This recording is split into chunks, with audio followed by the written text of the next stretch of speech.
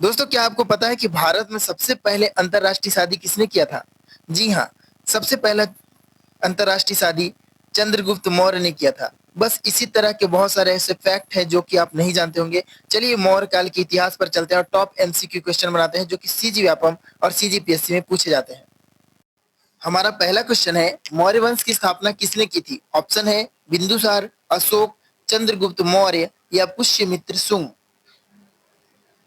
जल्दी से दोस्तों इसका आंसर कमेंट करेंगे। तो इसका सही आंसर है option number C, Chandragupta Maurya. Question number 2 है, चंद्रगुप्त मौर्य का प्रमुख सलाहकार कौन था? ऑप्शन है कालिदास, बाणभट्ट, चाणक्य या विष्णुगुप्त। जहां तक आप इसका आंसर कर पाएंगे, ऑप्शन नंबर सी चाणक्य इसका सही आंसर है। दोस्तों, चाणक्य के बारे में थोड़ा सा जान लेते हैं। चाणक्य बहुत ही मल्टी टैलेंटेड व्यक्ति था और ये नंद वंश के समय में एक पुरोहित था। इसने सलाह दिया राजा को कि आप थोड़ा सा जनता के ऊपर ध्यान दीजिए, प्रजा की समस्याओं पर। तो इसका बहुत ही बुरा अपमान किया गया। उस अपमान का बदला लेने के लिए चाणक्य ने अपने जो चोटी होता है शिखा, उसको खोल के प्रण लिया कि नंद वंश का विनाश कर देगा और इसने चंद्रगुप्त को तैयार किया। चंद्रगुप्त मौर्य एक नीची जाति का व्यक्ति था, लेकिन इसको बहुत ही सशक्त शूरवीर बनाया और अंत में घनानंद को मारकर मौर्य वंश की स्थापना कर देता है चंद्रगुप्त। क्वेश्चन नंबर 3 है, अर्थशास्त्र पुस्तक के रचयिता कौन है? ऑप्शन है कालिदास, चाणक्य, बाणभट्ट या अश्वघोष। जहां तक दोस्तों आप इसका सही आंसर कर पाए होंगे, ऑप्शन नंबर बी चाणक्य इसका सही आंसर है। और यह एक पॉलिटिक्स का बुक था, क्योंकि चाणक्य पॉलिटिक्स से जुड़े हुए व्यक्ति हैं। क्वेश्चन नंबर 4 है, मौर्य साम्राज्य की राजधानी कहाँ थी? ऑप्शन है वाराणसी, उज्जैन, पाटलिपुत्र या तक्षशिला। जहां तक दोस्तों आप इसका सही आंसर कर पा रहे होंगे, ऑप्शन नंबर सी पाटलिपुत्र इसका सही आंसर है। पाटलिपुत्र ही आज वर्तमान में पटना शहर है, बिहार की राजधानी। क्वेश्चन नंबर 5 है, मौर्य वंश का सबसे प्रतापी शासक कौन था? ऑप्शन है बृहद्रथ, बिंदुसार, अशोक या दशरथ। तो जहां तक आप इसका आंसर कर पाए होंगे दोस्तों, ऑप्शन नंबर सी चक्रवर्ती महाप्रतापी राजा अशोक ही मौर्य वंश का सबसे प्रतापी शासक था। क्वेश्चन नंबर 6 है, कलिंग युद्ध किसके शासनकाल में हुआ था? ऑप्शन है चंद्रगुप्त, बिंदुसार, अशोक या पुष्यमित्र। तो दोस्तों इसका सही आंसर है ऑप्शन नंबर सी अशोक। देखिए, अशोक ने कलिंग से हाथियां मंगाया, लेकिन कलिंग के जो शासक थे खारवेल, उन्होंने हाथी देने से मना कर दिया। तब युद्ध की घोषणा कर देता है अशोक और गुस्से गुस्से में 1.5 लाख लोगों को मार देता है। तब उपगुप्त नाम का एक बौद्ध भिक्षु वहीं से गुजरते रहता है, जो कि एक लाश को उठाकर, जो कि एक नवयुवक बच्चे का रहता है, उठाकर सम्राट अशोक के पास ले जाता है और कहता है कि तुम मार तो बहुत लोग हो सकते हो, क्या तुम सिर्फ एक इस बच्चे को जीवित कर सकते हो? तब फिर सम्राट अशोक वहीं पास हिंसा और युद्ध को त्याग देते हैं और धम्म या धर्म परिवर्तन की ओर बढ़ जाते हैं और अपने आप को बौद्ध घोषित कर देते हैं और धम्म के रास्ते पर चल जाते हैं, जिसको शांति का प्रतीक माना जाता है। क्वेश्चन नंबर 7 है, कलिंग युद्ध के बाद अशोक ने कौन सा धर्म अपना लिया था? ऑप्शन है जैन धर्म, बौद्ध धर्म, हिंदू धर्म या इस्लाम। तो दोस्तों आप इसका सही आंसर कर पाए होंगे, अभी मैंने आपको बताया ऑप्शन नंबर बी बौद्ध धर्म इसका सही आंसर है। पूछा जाएगा कि किसके इन्फ्लुएंस से, तो उपगुप्त नाम के बौद्ध भिक्षु के इन्फ्लुएंस से सम्राट अशोक ने बौद्ध धर्म धारण कर लिया था। क्वेश्चन नंबर 8 है, मौर्य शासक बिंदुसार का उपनाम क्या था? ऑप्शन है अमरनाथ, अमित घोष, अमितर घात, अमित घात।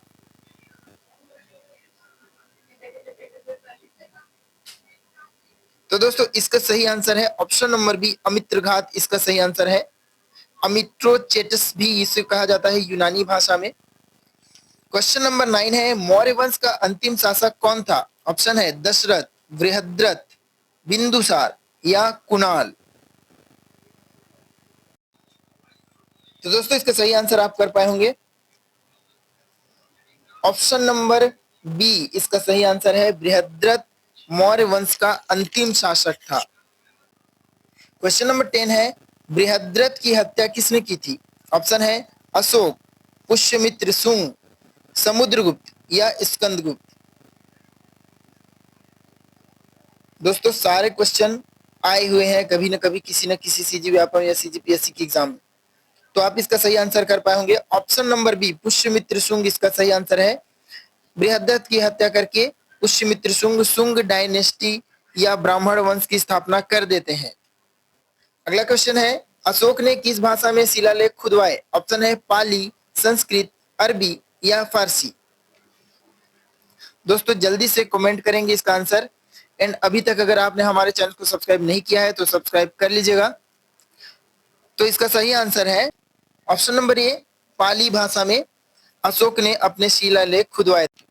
क्वेश्चन 12वां है मौर्य प्रशासन में अमात्य किसे कहा जाता था? ऑप्शन है सैनिक, मंत्री, व्यापारी या किसान। तो इसका सही आंसर है दोस्तों ऑप्शन नंबर बी, मंत्री। मंत्री को ही अमात्य कहा जाता था। दोस्तों आप हमारे पीडीएफ कोर्स को परचेस कर सकते हैं बहुत ही कम कीमत पर 149 पर। 1500 ऐसे क्वेश्चन जो कि आपको परीक्षाओं में पूछे जाते हैं या परीक्षा में पूछे जा सकते हैं वो आपको मिल जाएंगे और उससे आपकी तैयारी बहुत ही जबरदस्त हो जाएगी। क्वेश्चन नंबर 13 है चंद्रगुप्त मौर्य ने किस यूनानी राजा को पराजित किया था? ऑप्शंस हैं सेल्यूकस, निकेटर, अलेक्जेंडर, डेरियस या जेरेक्सिस। तो दोस्तों आप इसका सही आंसर कर पाए होंगे। Option number A Seleucus Nicator इसका सही आंसर है। और हराने के बाद सेल्यूकस निकेटर की जो पुत्री थी हेलेना, इससे चंद्रगुप्त मौर्य पहला इंटरनेशनल शादी करता है भारत में। क्वेश्चन नंबर 14 है अशोक के अभिलेख मुख्य रूप से किस माध्यम पर पाए जाते हैं? ऑप्शन है तांबे की पट्टिका, कागज, पत्थर और स्तंभ या कपड़े। तो दोस्तों आप इसका सही आंसर कर पाएंगे ऑप्शन नंबर सी, पत्थर और स्तंभ अशोक के अभिलेख के मुख्य आधार हैं। क्वेश्चन नंबर 15 है अशोक ने तीसरी बौद्ध संगीति कहाँ बुलाई थी? ऑप्शन है वैशाली, पाटलिपुत्र, काशी या सांची। जहां तक आप इसका आंसर कर पाएंगे ऑप्शन नंबर बी, पाटलिपुत्र में तीसरी बौद्ध संगीति बुलाई गई थी बाय अशोक। और इसके अध्यक्ष कहा जाए इस संगीति की सभा के तो वो थे कालाशोक। क्वेश्चन नंबर 16 है मौर्य काल में सम्राट के बाद सबसे ऊंचा पद कौन सा होता था? ऑप्शन है महामात्य, सेनापति, प्रधानमंत्री या युवराज। तो इसका सही आंसर है ऑप्शन नंबर ए, महामात्य इसका सही आंसर है। दोस्तों चाणक्य के बारे में अगर आप जानते होंगे तो बाद में चाणक्य को अपमानित करके मौर्य साम्राज्य से भी बाहर कर दिया गया था। एक दुष्ट मंत्री रहता है जो कि इस जाल में फंसा देता है और बाद में चाणक्य को मार भी देता है। क्वेश्चन नंबर 17 है अशोक का प्रसिद्ध शिलालेख जहां उसने कलिंग युद्ध का वर्णन किया है वह कहाँ मिला है? ऑप्शन है सांची, मेरठ, धौली या सोपारा। तो दोस्तों इसका सही आंसर है ऑप्शन नंबर सी, धौली शिलालेख में कलिंग युद्ध का वर्णन है। क्वेश्चन नंबर 18 मौर्य साम्राज्य की सीमा कहां तक फैली थी? ऑप्शन है कश्मीर से कन्याकुमारी, हिंदू कुश से बंगाल, अफगानिस्तान से कर्नाटक या सभी विकल्प सही हैं। तो जहां तक आप इसका सही आंसर कर पाएंगे ऑप्शन नंबर डी, सभी विकल्प सही हैं, इसका सही आंसर है। मौर्य साम्राज्य की सीमा वही है जिसे हम अखंड भारत कहते हैं, जिसमें अफगानिस्तान से लेके आपका इंडोनेशिया तक के राज्य शामिल हैं। क्वेश्चन नंबर 19 है मौर्य साम्राज्य का प्रमुख राजस्व स्रोत क्या था? ऑप्शन है व्यापार, खनन, कृषि कर या पशुपालन।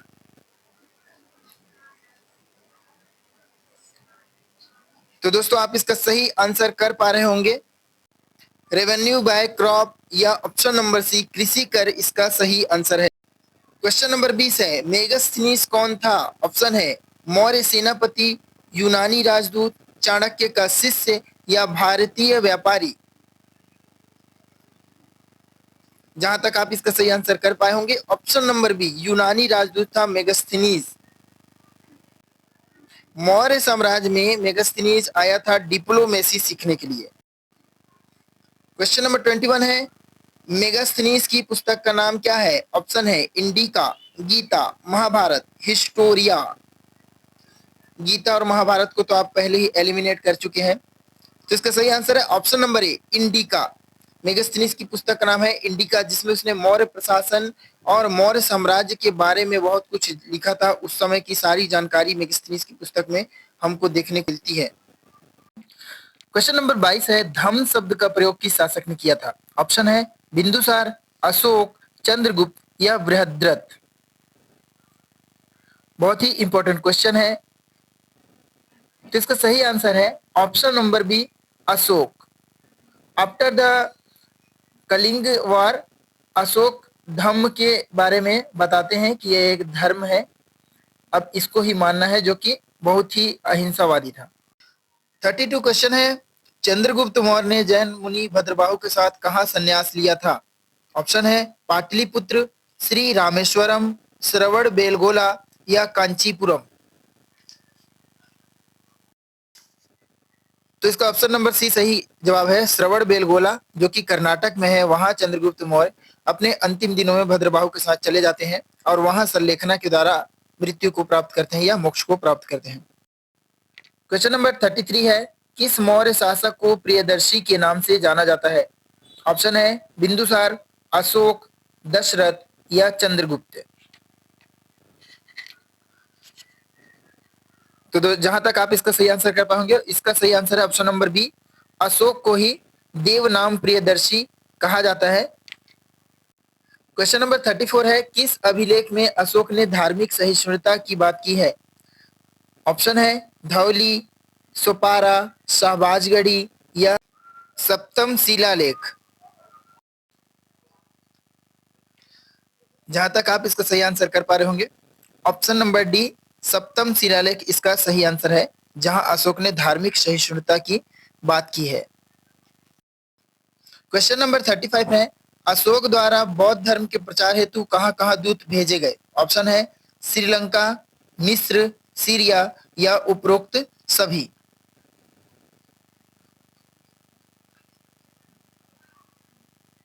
तो दोस्तों इसका सही आंसर है ऑप्शन नंबर डी, उपरोक्त सभी। अशोक ने अपने बौद्ध धर्म के प्रचार के लिए दूर दूर तक अपने दूतों को भेजा था और वो इन सभी जगहों पर गए थे। क्वेश्चन नंबर 36 है, अशोक के शासनकाल में चिकित्सा किसके लिए उपलब्ध करवाई गई थी? ऑप्शन है केवल राज परिवार के लिए, केवल नागरिकों के लिए, मनुष्य और जानवर दोनों के लिए, केवल बौद्ध भिक्षुओं के लिए। जहां तक आप इसका आंसर आसानी से कर पाएंगे, ऑप्शन नंबर सी, मनुष्य और जानवर दोनों के लिए चिकित्सा सुविधा उपलब्ध कराने की बात की गई थी अशोक के शासनकाल में। क्वेश्चन नंबर 37 है, किस स्तंभ लेख में अशोक ने बौद्ध संघ को संबोधित किया है? ऑप्शन है लौरिया, नंदनगढ़, सारनाथ, सांची या शाबासगढ़ी। जल्दी से दोस्तों क्वेश्चन नंबर के साथ इसका आंसर कमेंट करेंगे। तो इसका सही आंसर है option number A, Lauriya Nandangarh में अशोक ने बौद्ध संघ को संबोधित किया है। क्वेश्चन नंबर 38 है, मौर्य काल में किस स्थान पर विश्वविद्यालय की स्थापना हुई थी? ऑप्शन है तक्षशिला, नालंदा, विक्रमशिला या उज्जैन।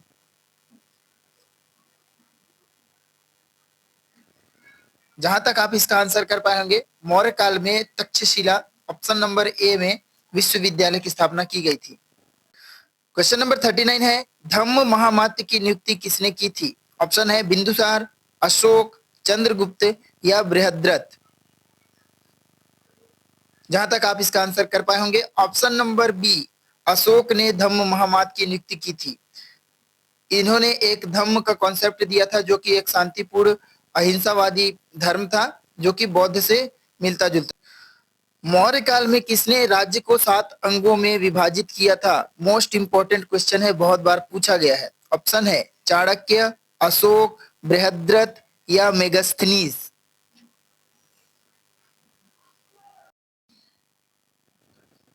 जहां तक आप इसका आंसर कर पाए होंगे, option number A, Chanakya. Chanakya ने सप्तांग सिद्धांत दिया था, जो कि राजा और राज्य से संबंधित था। क्वेश्चन नंबर 41, किस शासक के काल में मौर्य साम्राज्य की चरम सीमा थी? ऑप्शन है बिंदुसार, अशोक, चंद्रगुप्त या दशरथ। अभी तक जितने क्वेश्चन किए हैं उसमें इसका आंसर आप निकाल पाए होंगे। ऑप्शन नंबर बी अशोक इसका सही आंसर है। जब एक अखंड भारत जो कि हिंदू कुश पर्वत अफगानिस्तान से लेकर दक्षिण में आपका श्रीलंका तक फैला हुआ था। क्वेश्चन नंबर 42 है, मौर्य प्रशासन में दंड नीति का पालन किसने करवाया? ऑप्शन है धम्म महामात्य, सेनापति, युक्त या राजा।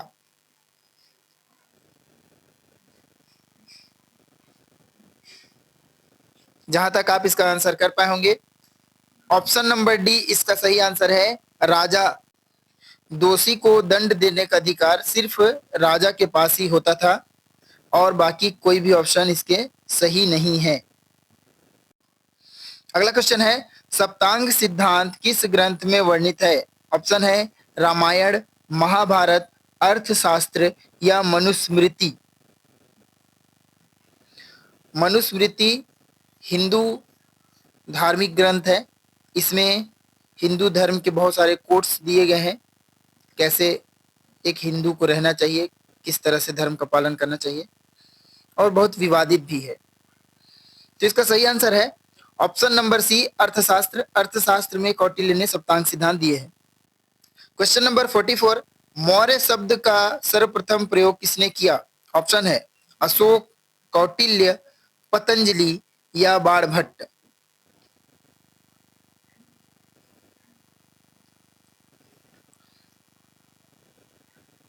तो इसका सही आंसर है ऑप्शन नंबर सी, पतंजलि ने मौर्य शब्द का सर्वप्रथम प्रयोग किया था। क्वेश्चन नंबर 45 है, अशोक के किस अभिलेख में धम्म युद्ध का उल्लेख है? ऑप्शन है खलाटी, धौली, गिरनार या कंधार। दोस्तों मुस्लिम इसी धम्म युद्ध को ही जिहाद कहते हैं। तो इसका सही आंसर है ऑप्शन नंबर बी, धौली अभिलेख में धम्म युद्ध का अशोक ने वर्णन।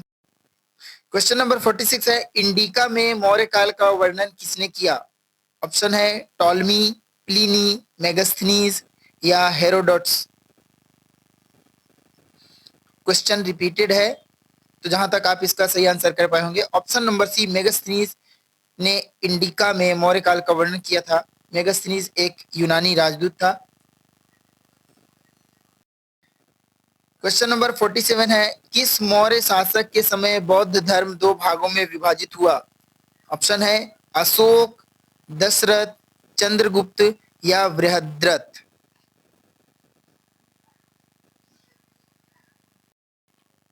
दोस्तों अगर अभी तक आपने हमारे चैनल को सब्सक्राइब नहीं किया है तो सब्सक्राइब कर लीजिए। अगर आपको क्लासेस ज्वाइन करना है तो आप हमारे कॉन्टैक्ट जो कि डिस्क्रिप्शन पर दिया है वहां आप कॉन्टैक्ट कर सकते हैं। साथ ही साथ पीडीएफ कोर्सेस और बहुत सारी चीजें हैं जो कि आपको बहुत ही कम किफायती कीमत पर यहाँ अवेलेबल है।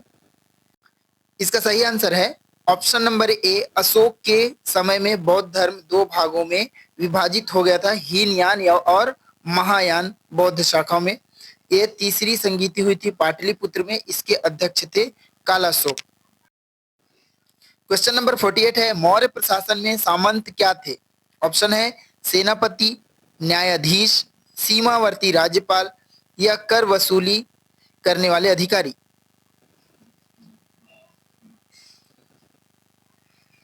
जहां तक आप इसका आंसर कर पाए होंगे, ऑप्शन नंबर सी, सीमावर्ती राज्यपाल इसका सही आंसर है।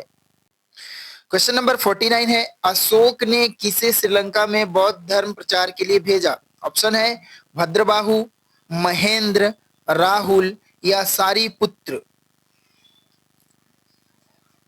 बहुत ही इंपॉर्टेंट क्वेश्चन है, हिंट दे रहा हूं, अशोक ने अपने पुत्र को ही श्रीलंका में बौद्ध धर्म के प्रचार के लिए भेजा था। तो इसका सही आंसर है दोस्तों option number B, Mahendra. Mahendra सम्राट अशोक के पुत्र थे। महेंद्र और अपनी पुत्री संघमित्रा दोनों को श्रीलंका और इंडोनेशिया आदि देशों में धम्म के प्रचार के लिए अशोक ने भेजा था। और दोस्तों इसका आंसर मैंने ही बता दिया।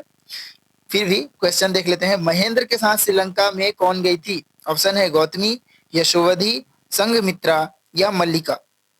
और इसका आंसर है ऑप्शन नंबर सी, संघमित्रा, जो कि महेंद्र की बहन थी, सम्राट अशोक की पुत्री थी। थैंक यू दोस्तों इस पूरे वीडियो पर बने रहने के लिए।